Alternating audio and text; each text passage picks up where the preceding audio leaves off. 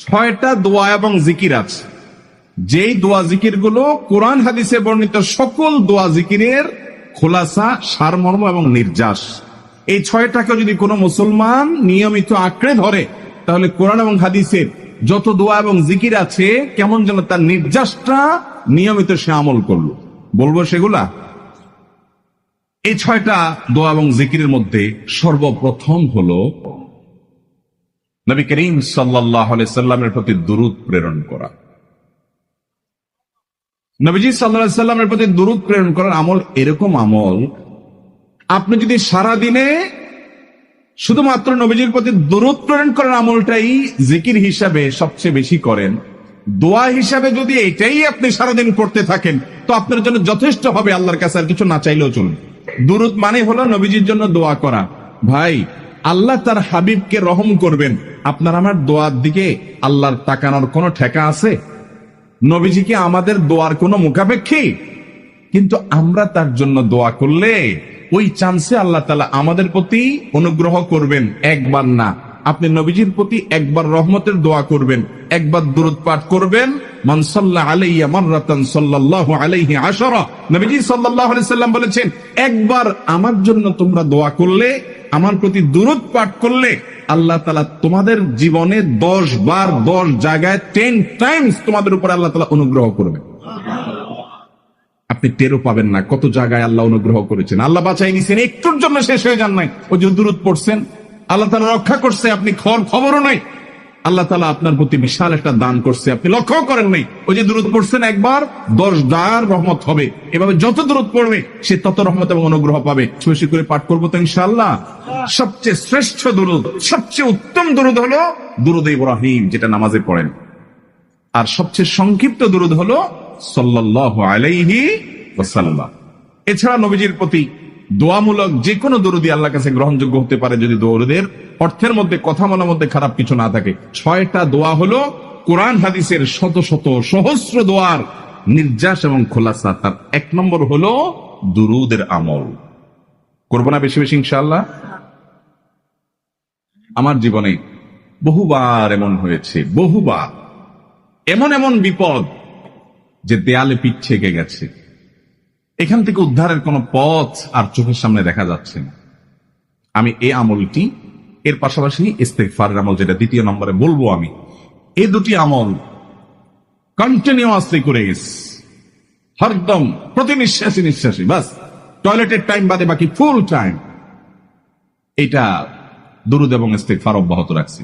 আল্লাহ তাআলা এমন ভাবে, অলৌকিক ভাবে উদ্ধার করেছেন যে আমার কল্পনায়ও আসে না যে এখান থেকে এভাবে হেল্প হতে পারে। ভাইরা আমার অভিজ্ঞতার 2 পয়সার কোনো মূল্য নাই। আমার অভিজ্ঞতা কি আসলো না আসলো এটাতে কিছু আসা যায় নাই। রাহমাতুল লিল আলামিন আল্লাহর রাসূল, আল্লাহর নবী ওয়াদা করেছেন যে আপনার পেরেশানি দূর হবেই হবে ইনশাআল্লাহ। অতএব দুরূদের আমল বেশি বেশি করব না ইনশাআল্লাহ। নাম্বার 2, ইস্তেগফার। এটাও বেশি বেশি করতে হবে, কারণ ইস্তেগফার সম্পর্কে কোন কোন হাদিসের ভাষ্যের মধ্যে মান লাজিমাল ইস্তেগফার ভাষ্য এসেছে, অর্থাৎ যে ব্যক্তি ইস্তেগফারকে আঁকড়ে ধরবে, এটাকে কন্টিনিউয়াসলি করবে, ইস্তেগফার কখনো ছাড়বে না, সবসময় তার মধ্যে ইস্তেগফার অব্যাহত থাকবে, ওই ব্যক্তিকে আল্লাহ রাব্বুল আলামিন বিভিন্ন পেরেশানি থেকে সারপ্রাইজড হওয়ার মতো এমন এমন পথ বের করে দিবে যে সে চিন্তাও করে নাই। তার পেরেশানি থেকে মুক্তির পথ আল্লাহ তাআলা দেখায় দিবে। ইস্তেগফার কিভাবে করবেন ভাই? ইস্তেগফার এমন একটা আমল, এটা ছাড়া তো আমাদের উপায় নাই ভাই। ইস্তেগফার আমাদের দুনিয়ার পেরেশানি দূর করবে, আখিরাতের পেরেশানি দূর করবে। রুটি রুজি নাই, চাকরি নাই, ইনকাম নাই, ব্যবসা খারাপ যাচ্ছে, পেরেশানি হচ্ছে, ইস্তেগফার ধরো, কি হবে? 1 নম্বর লাভ হলো আল্লাহ মাফ করে দিবেন গুনাহ। ইউরসিলিস সামা আলাইকুম মিদরারা, যাতে ফসল ভালো হয়, রিজিক ভালো হয়, সেই ব্যবস্থা আল্লাহ করবেন। ওয়ায়ুমদিদুকুম বিআমওয়ালিন ওয়া বানিন, ছেলে মেয়ে হয় না অথবা ভালো ছেলে মেয়ে নাই, আল্লাহ তাআলা নেক সন্তান দিয়ে তোমাকে শক্তিশালী করবেন, সম্পদ দিয়ে শক্তিশালী করবেন। ওয়াজআল লাকুম জান্নাতিন ওয়াজআল লাকুম আনহারা, আল্লাহ তাআলা প্রশমন দিবেন, ফসল দিবেন, বরকত দিবেন রুজিতে। কিসের মাধ্যমে? ইস্তেগফার।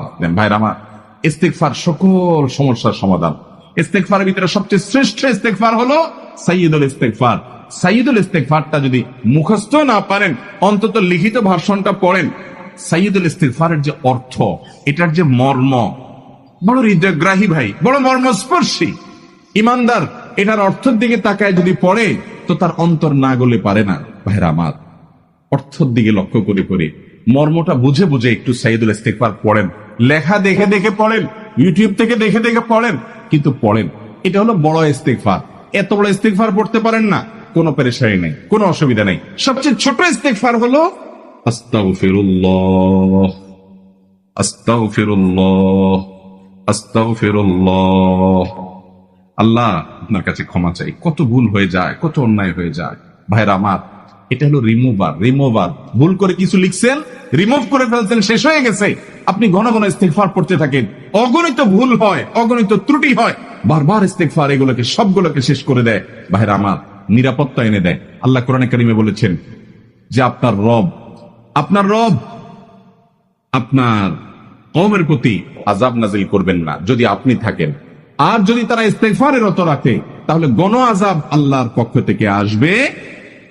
আরেকটা ইস্তিগফার হাদিসে বর্ণিত, আস্তাগফিরুল্লাহাল্লাযী লা ইলাহা ইল্লা হুয়াল হাইয়ুল কাইয়্যুম ওয়া আতুবু ইলাইহি ওয়া লা হাওলা ওয়া লা কুওয়াতা ইল্লা বিল্লাহ। এটাও ইস্তিগফার। তাহলে একটা বড় ইস্তিগফার, একটা মিডিয়াম, একটা ছোট, যার যেটা সুবিধা হয় এটা পড়েন। নাম্বার 3, এটা আমাদের বেশিরভাগ মানুষ জীবনে হয়তো শুনেনও নাই। অনেকে হয়তো শুনছেন, আমল করা হয় না। খুব সীমিত সংখ্যক আল্লাহর বান্দার আমলের তৌফিক হয়। সেটা হলো ইয়া যাল জালালি ওয়াল ইকরাম। এটা একটা জিকির, আল্লাহ তাআলাকে ডাকা, আহ্বান করা, এটাই জিকির।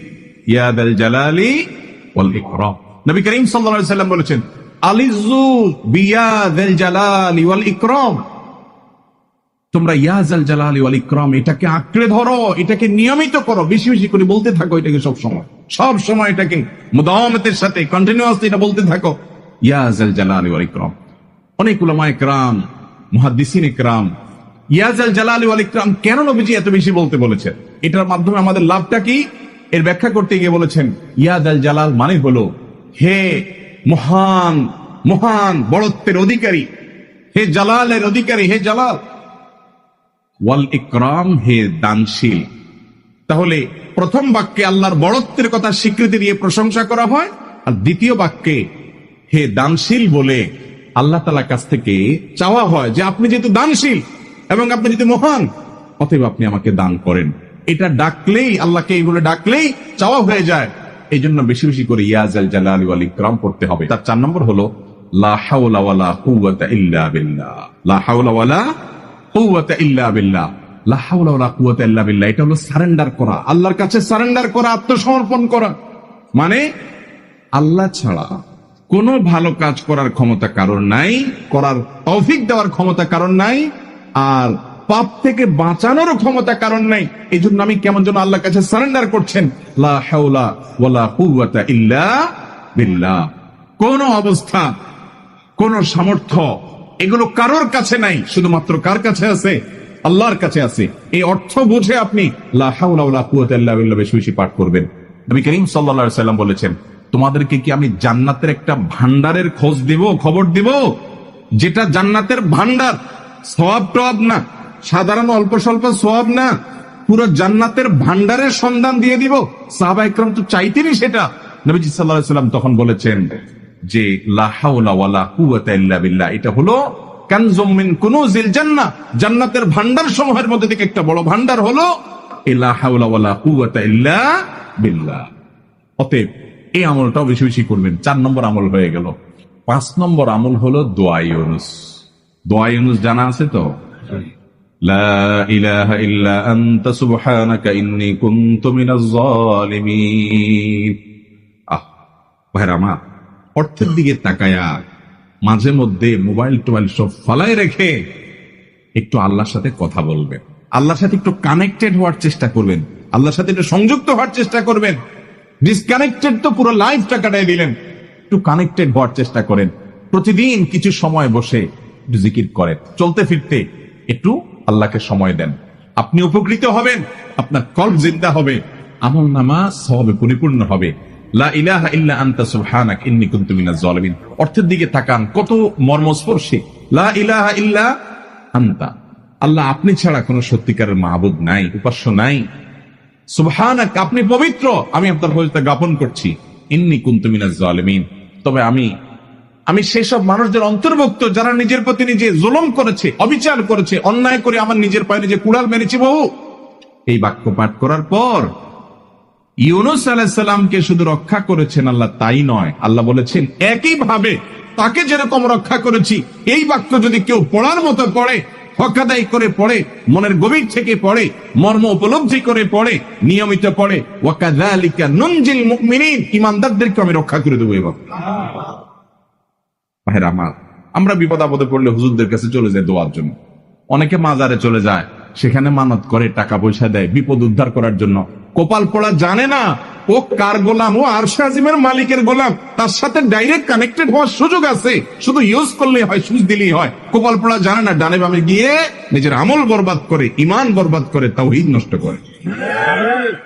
ভাইরা আমার, তাহলে যে কোনো সমস্যা ফিল করি অথবা স্বাভাবিক অবস্থাতে দোয়া ইউনূস পাঠ করব।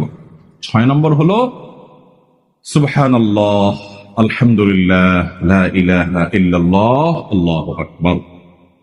এই বাক্যগুলো দেখবেন ঘুরে ফিরে নবী করিম সাল্লাল্লাহু আলাইহি ওয়াসাল্লাম সারাদিন পড়তেন।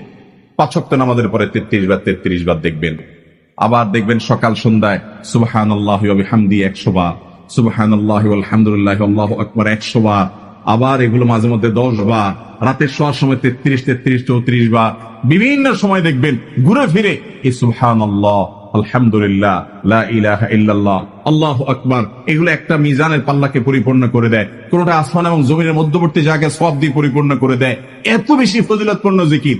এই জন্য পুরো কোরআন হাদিসের দোয়া এবং জিকিরের নির্যাসের শেষ এবং 6 নম্বর হলো বেশি বেশি করে দিন রাত 24 ঘন্টা যখন সুযোগ পাবেন, যেখানে যেখানে হাদিসে যে সংখ্যা বলা আছে ওটাতে করবেনই, ওর বাইরেও বেশি বেশি করে সুবহানাল্লাহ, আলহামদুলিল্লাহ, ওয়া ইলাহা ইল্লাল্লাহ, আল্লাহু আকবার বেশি বেশি করবো না ইনশাআল্লাহ? নিয়মিত করবো তো ইনশাআল্লাহ? আল্লাহ আমাকে, আপনাকে, আমাদের সবাইকে আমল করার তৌফিক দান করুন।